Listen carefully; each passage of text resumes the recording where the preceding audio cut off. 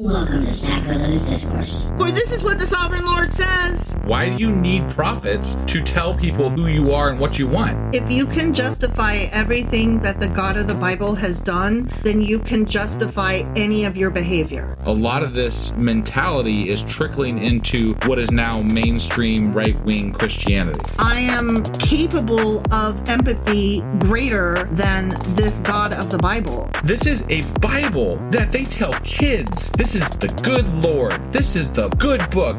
He is fantasizing about murder, mass murder. Head over to sacrilegiousdiscourse.com right now to find out how to leave us a review or support us on Patreon.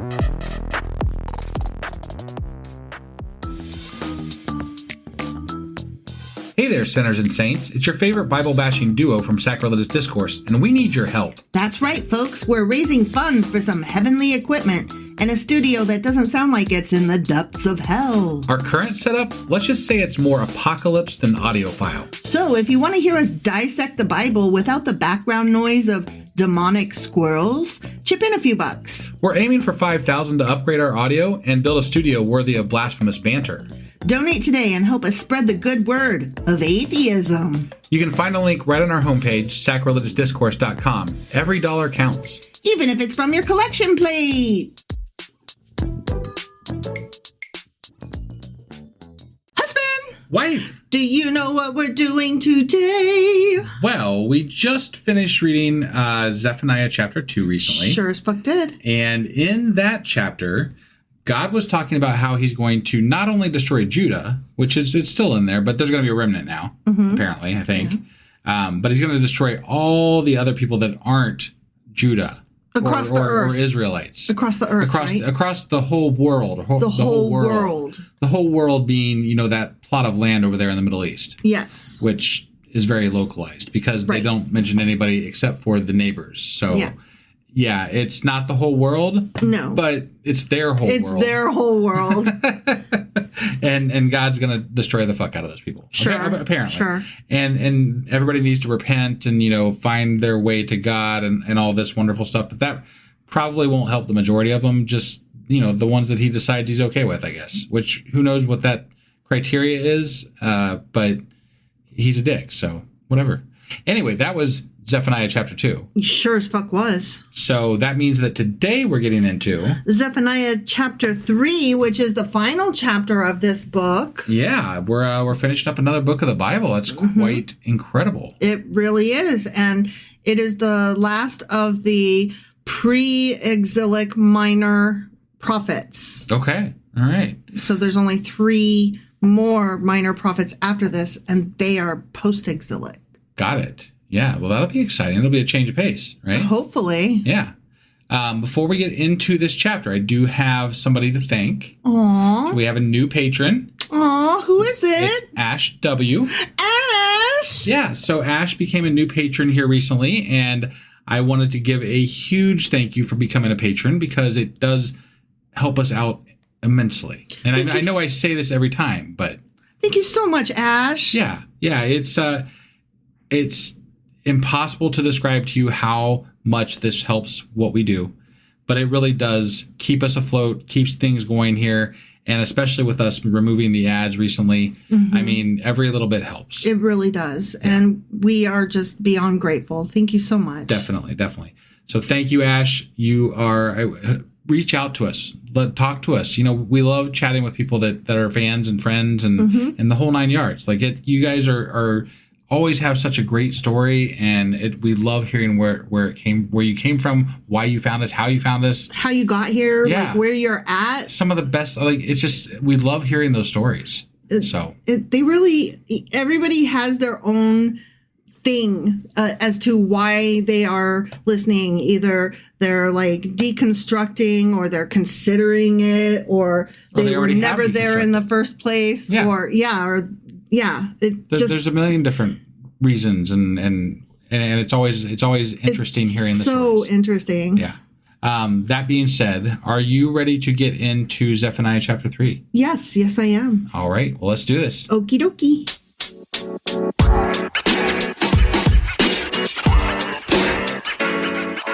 All right, let's hop into this chapter, shall we? Let's hop. into it. I'm hopping. We got a hopper. Zephaniah Chapter 3. Okay. Okay. Yep. I'm super excited to end this book. Woe to the city of oppressors, rebellious and defiled. Okay. She obeys no one and accepts no correction. I like how it's a woman because that's, normal for the Bible. Definitely always a woman's fault. Right. Yeah. I was going to say she's, it's always, if it's problematic, it's a bitch. Right. That's the way it goes. Yeah. She does not trust in the Lord. She does not draw near to God. Wow. What a fucking cunt, huh? Wow. Her officials within her are roaring lions. Oh my God, they're laying the her and she on heavy in this. Damn. Mm-hmm. Okay. Anyway, she's roaring lions, her officials are. Okay. Yeah. Her rulers are evening wolves. Evening wolves. Who leave nothing for the morning. Okay. That's an interesting phrasing. Yeah, I kind of like it, but I don't know what it means. I can imagine, but I'm not really. It's like I almost understand. I'm almost there, but not quite. Yeah. I'm gonna have to look that one up. Sure. Her prophets are unprincipled. They are treacherous people. Her priests profane the sanctuary and do violence to the law. Ah, okay. I do violence to the law. Do you? I do violence to the toilet. God. I do violence all the time, all over the place. Is that what you do? Yeah. Every time I get mad, I drop F-bombs. So I do violence to the air. The Lord within her is righteous. He does no wrong. Wait, is that capital he? No. Lowercase he. But, really? But we're still talking about the God, though. The Lord. Okay. He does no wrong. Okay. All right. Yeah. Morning by morning, he dispenses his justice, and every new day he does not fail. Yet the unrighteous know no shame. But wait, they're not capitalized, though. No. Really? Yeah. I find that odd. And I'm just saying. I don't know what to tell you. Okay. No, it's fine. I always find it weird that in the New Testament, Jesus' words are in red.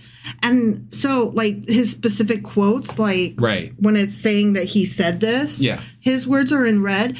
And I always found that so insulting because, like, isn't God kind of, like, bigger than Jesus, like, as the Father and as the God? And how come his words aren't in red? You know what I mean? Like, it would actually be very clarifying in the Bible if they did that, because sometimes when you're these prophets, you can't tell if the prophet's speaking, you know what, or if God's speaking. That's probably why they didn't fucking do it. They're like, I don't fucking know. Right? I don't know who said that. Right? Yeah. I have destroyed nations. She said it. She did. Yeah. Alanis Morissette. I have destroyed nations. I think this is God talking. Yeah, this would be in red. Yeah, okay. Right. Their strongholds are demolished. I have left their streets deserted with no one passing through. Okay. Their cities are laid waste. They are deserted and empty. I bet she's pissed. Of Jerusalem, I thought, surely you will fear me and accept correction. Surely. Don't call me Shirley. Then her place of refuge would not be destroyed, nor all my punishments come upon her. You missed your opportunity. Refuge. Oh, God damn it. I missed it. Anyway, but they were still eager to act corruptly in all they did. Okay. Yeah. Jerusalem was. Jerusalem. Okay. You know, those fucks. Yeah, his people? Yeah. Her place of refuge. I'm not sure. I think that means something else, and I can't remember. I took notes, and then I didn't bring them to this. Well, luckily, this is the last chapter of the book. Yeah. So we can always go back in, the next episode and go over that. Yeah. It's sanctuary. That was the other word. Oh, okay. Sanctuary, refuge, whatever. Yeah, same difference, right? Yeah, basically. I guess. Mm-hmm. Whatever. Yeah, anyway. So he's pissed. They suck. Whatever. Yeah. Right? Therefore, wait for me, declares the Lord, for the day I will stand up to testify. He's going to testify, huh? Mm-hmm. Okay. I have decided to assemble the nations, to gather the kingdoms, and to pour out my wrath on them. All my fierce anger. Okay? Yes. I'm going to do it. He's going to gather them, huh? He's going to get them. Okay. Yeah. All right. Yeah. Yeah. Actually, though, in the Septuagint and the Septuagint, that's the Greek one. Yes. Yeah. It says, will rise up to plunder. So in what context? Where does it say will rise up to plunder? So in our translation, it says, therefore wait for me for the day I will stand up to testify. Okay. But what he really means, I think, is wait for me for the day I'm going to plunder the fuck out of these other cities. He's just going to fuck them up. Yeah. I mean, that's really what we're saying here, right? Plunder, though. Yeah. I'm going to take the loot, I'm going to steal and rob and, get it. Well, I feel like that's a bit too much to put in, like, to leave in for some of the Bibles, because it sounds too, like, to say that God's going to plunder. Right. Is a bit much. Right. Right? Yeah. So that feels a little too strong. But I felt like I had to include that. Yeah. Because that is just more, man wrote this. Well, yeah, they obviously love the idea of, like, fucking their neighbors up and taking their shit. And, that's the ongoing theme that we've run across. And don't forget raping their women and killing their children. And right, yeah, all that selling stuff slaves as well. Yeah. Yes. Yeah. I have decided to assemble the nations, to gather the kingdoms, and to pour out my wrath on them. All my fierce anger. Okay? Yeah. That's what I just decided. Okay. I decided I'm pissed and I'm going to roar all over them. It feels to me like he's decided this over and over and over again. I feel like he never times throughout wasn't. the Bible. Right, yeah, he's always fucking pissed. Yeah. The whole world will be consumed by the fire of my jealous anger. At least like the Middle East. Yeah. Then I will purify the lips of the peoples. Purify the lips of the peoples. So that they will only say good things. Oh, okay. That all of them may call on the name of the Lord and serve him shoulder to shoulder. Okay. So I'm going to, get those honey-lipped vixens to go over there and anoint them? No. I'm going to make their lips shiny and good. Well, I see this as like he's gonna make sure that they say good things about him, right? Yeah.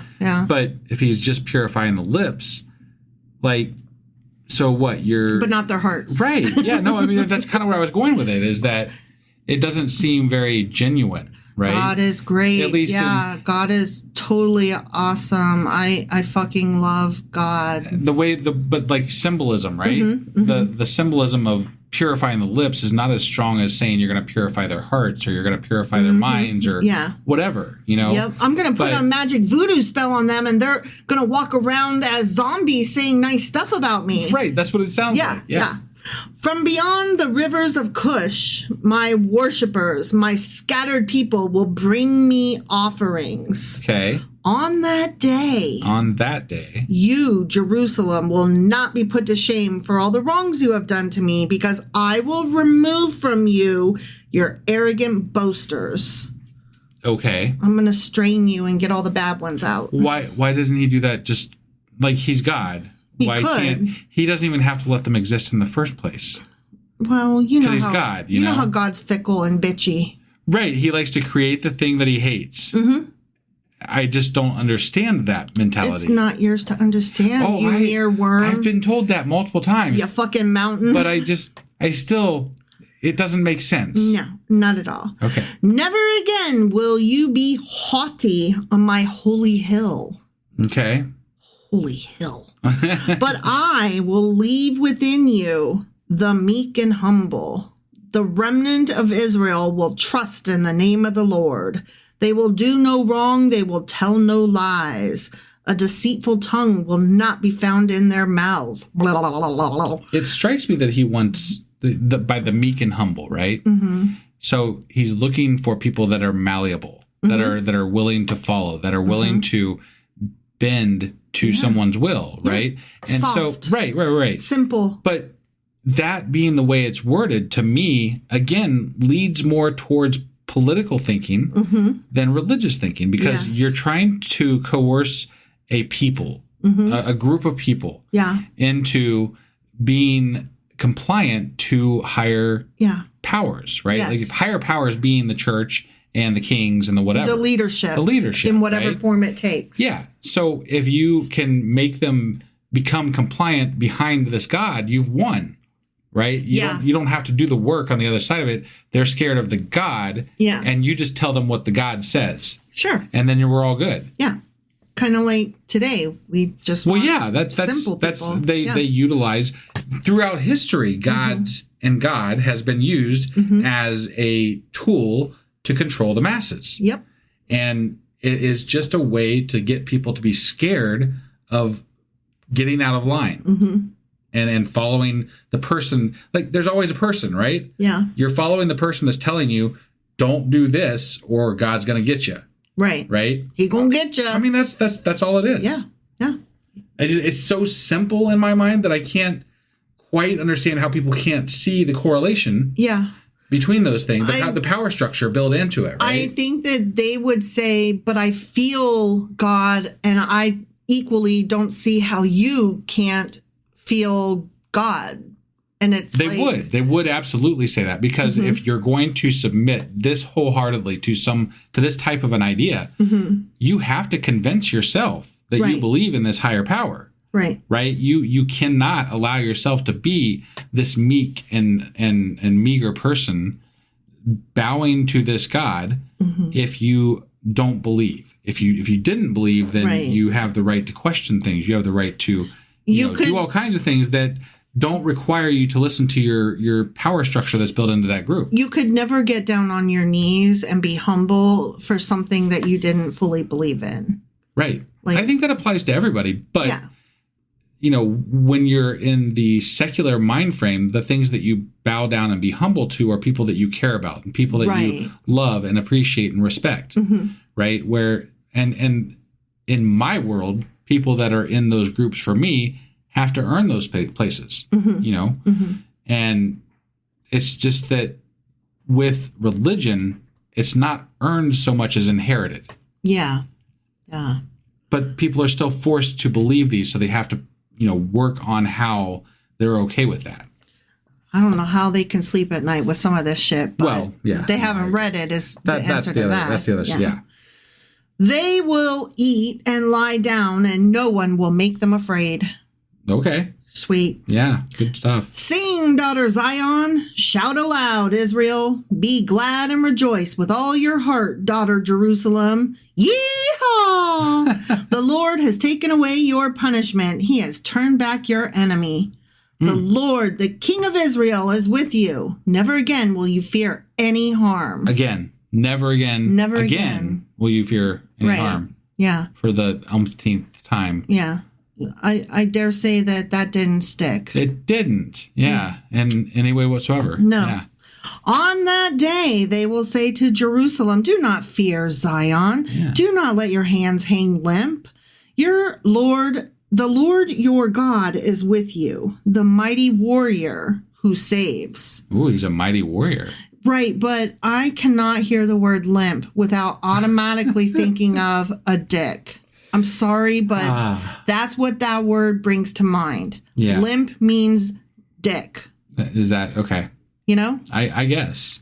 Come on. It's like the word association thing, right? Is that what you're getting at? Tell me that when you hear the word limp, you don't automatically fill in the blank with dick. I mean, it could be biscuit. Limp biscuit, really? I'm just saying really? That could be, That's what you think? I mean, I'm just saying that could be right there, But what do you think when you hear the word limp? Limp dick. Sure. Limp dick. Yeah, right. See? Yeah. So stop making fun of me like I'm crazy when I know you're thinking it too. The Lord your God is with you, the mighty warrior who saves. Yeah. Okay. Yeah. He's a limp mighty warrior. He will take great delight in you. In his love, he will no longer rebuke you, but will rejoice over you with singing, la la la, la la la. You know, we keep hearing about these times where he's going to be this way. He's gonna be nice. He's gonna. Have we actually heard where he has been that way? I don't think so. It's mostly like this promise that's gonna happen down the road. It's gonna happen. Right after he either was talking about murdering everybody or right after he did murder everybody. Yeah. Yeah. I mean, like, those are the two times we get to hear about how nice he's going to be is right after or right before he murders people. Yeah. And I'm like, it doesn't hit the same, you know? Like, what if not murder? Right, yeah. What if only singing? Right, yeah. Could we just have you know, I feel like there should have been like a whole book after the flood of like just rainbows and magic and wonderfulness. Where's that book? That would be a good one. I will remove from you all who mourn over the loss of your appointed festivals, which is a burden and reproach for you. Wait, why did they lose their festivals? I don't know. What? God, why did you, God, take the festivals away? Hold on. I'm confused. There's people mourning over the loss of the appointed festivals. And he's like, I'm taking those mourners away. Okay. Why? I'm going to need some clarification on that. Why was there a loss of appointed festivals? Yeah. And why are people mourning it? And why is he taking the mourners away? Well, and why are we talking about this in the same breath as where they're coming back and gaining the land and worshiping God? Right? Because if we're worshiping God and they got back their land and everything's good, why can't they have their festivals? Yeah, I don't know. I want to know more about that because that's weird. Oh, you know, this is pre-exilic, right? Sure. So this is when maybe they've been scattered, smothered, covered kind of thing? No? This is when... This would have been around the same time frame that the northern tribes were already conquered by Assyria, and it's pre-exilic, so they're still not conquered by Babylon. So they're still in Judah. They're still, Judah's still around in Jerusalem, and that's the southern, portion of Israel. But are they under, are they under siege by other nations? And it hasn't really talked about it in this book from what I I'm just recall. wondering if that's why their festivals have been taken away. I don't know, but if it's pre-exilic, then they would have never been anything but Judah at this point. So if we're just basing it on the time frames that you told me that we're in, then there's still a cohesive group in Jerusalem. Yeah, I don't know. So I don't get it. At that time, I will deal with all who oppressed you. I will rescue the lame. I will gather the exiles. He's going to rescue the lame, huh? Yeah, and gather the exiles. Okay, all right. I will give them praise and honor in every land where they have suffered shame. But wait, he already killed everybody in every land, so just the one land probably is where he's going to do the praising, I'm guessing, since everyone else is dead. I don't really understand who's alive and who's dead at this point. No, I don't think we're supposed to know. At that time I will gather you, and at that time I will bring you home. I will give you honor and praise among all the peoples of the earth when I restore your fortunes before your very eyes, says the Lord. The end. Except that I got to say something. Okay. Where it says that he's going to restore your fortunes. Yeah. The other translations read, I will bring back your captives. Oh, that's much worse. Right? Yeah. You know how you had your slaves taken away? I'm going to bring them back to you. You can totally have your slaves back. Huh. That is, your fortune is in your slaves.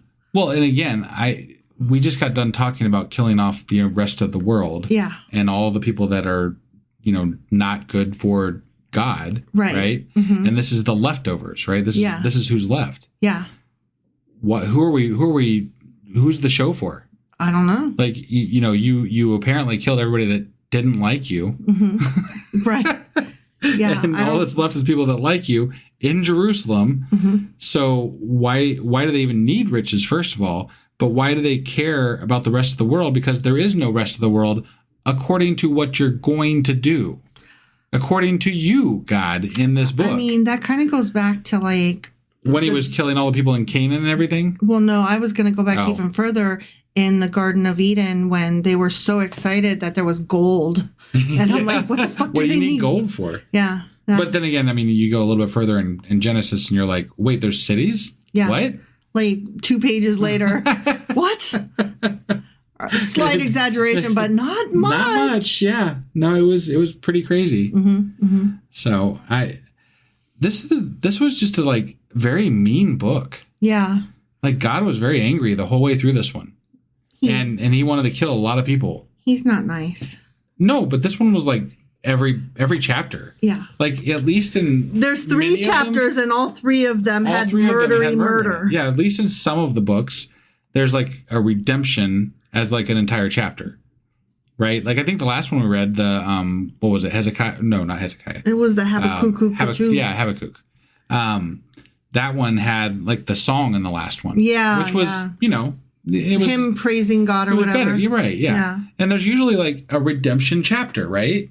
But we didn't get a full redemption chapter. We got there's going to be a remnant, but I'm killing everybody else. And that was it. After we had 2 chapters of just like straight up, I'm going to kill everybody. So yeah, he was extra dickish in this book. I really didn't get a lot out of this. No, there wasn't much. I mean, I don't even know where to place this in the whole realm of like what we've been discussing. It's just God's a dick, killing people, and yeah, that pretty much sums it up. So, the end. Yeah. All right. Well, that was Zephaniah. Sure as fuck was. And we will be back hopefully tomorrow with the wrap up. Yes, the Q&A. Q&A wrap up because there were only 3 chapters. Right. Yeah. And then we'll be back shortly after that with the contradictions episode. You're always wrong. Right. And then I'll get the weekly replay out, and then we'll be starting a brand new book of the Bible, which is Haggai. Haggai. All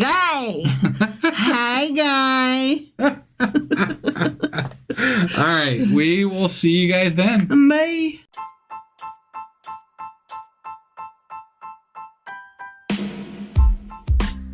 Hey, wife. I guess that's the end? But husband, that's just sad. It doesn't have to be. We are on lots of social media platforms like Twitter. Our handle there is sacrilegious_D. For D's nuts. Oh my God. Stop doing that. Anyway, we're also on Facebook, Instagram, and Pinterest. There's a link to all of our social media sites at our website. Ooh, we have a website? Yeah, it's sacrilegiousdiscourse.com, where you can also find a link to our merch shop. We have a merch shop? Yep, we have podcast-themed clothing, mugs, notebooks, and more, as well as an atheist and science-themed products. Wow, our fans should really go check that out right now. Definitely. They can get in touch with us by sending an email to sacrilegiousdiscourse@gmail.com. But before they do that, we could really use some help. Oh yeah? With what? Well, it's not free running the podcast, and we need some financial support in order to get better equipment, which will free up time so we can concentrate on our podcast and our fans. Okay, so what should they do? Head over to patreon.com/sacrilegious discourse and sign up as a contributor on our podcast. Supporters there receive additional bi-weekly episodes that we record just for our Patreon members for as little as $2 a month. Also, we'd really appreciate it if you would like and subscribe on whatever platform you're using. And Apple Podcast reviews help us out tremendously. Like and subscribe. Leave an Apple review. Join us on Twitter. Support us on Patreon. That's a lot of instructions. Don't forget to say thanks. Thanks. Okay, bye.